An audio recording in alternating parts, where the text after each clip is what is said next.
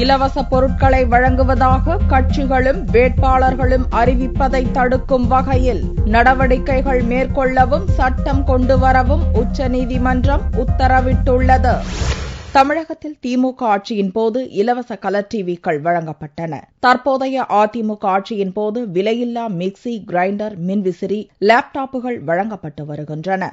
இதுபோன்ற இலவசங்களை கொடுப்பதற்கு தடை விதிக்க வேண்டுமென வக்கீல் சுப்பிரமணியம் பாலாஜி என்பவர் உச்சநீதிமன்றத்தில் வழக்கு தொடுத்தார். இந்த வழக்கு வெள்ளியன்று நீதிபதிகள் பி. சதாசிவம், ரஞ்சன் கோகாய் ஆகியோர் முன் விசாரணைக்கு வந்தது. 2011 ஆண்டு தேர்தல் அறிக்கையில் கூறியபடி தமிழகத்தில் அதிமுக அரசு இலவச பொருட்களை வழங்குவதற்கு தடை விதிக்க வேண்டும் என்ற மனுதாரரின் கோரிக்கையை நிராகரித்த நீதிபதிகள் தற்போது நடைமுறையில் உள்ள சட்டப்படி தேர்தல் அறிக்கைகளில் இலவசங்களை அரசியல் கட்சிகள் அறிவிப்பது லஞ்சமாக கருதப்படாது என்று சுட்டிக்காட்டினர்.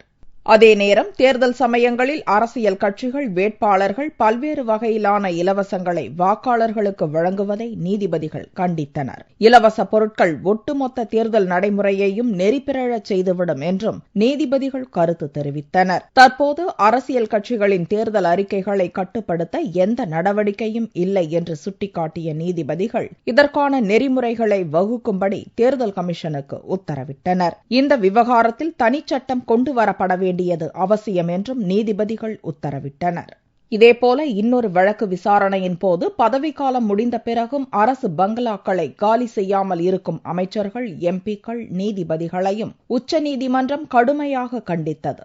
ஓய்வு பெற்ற பிறகும் அரசு பங்களாக்களை சட்டவிரோதமாக ஆக்கிரமிப்பு செய்திருப்பவர்களின் ஓய்வூதியத்தை நிறுத்த வேண்டும் எனவும் உச்சநீதிமன்றம் அதிரடியாக உத்தரவிட்டுள்ளது.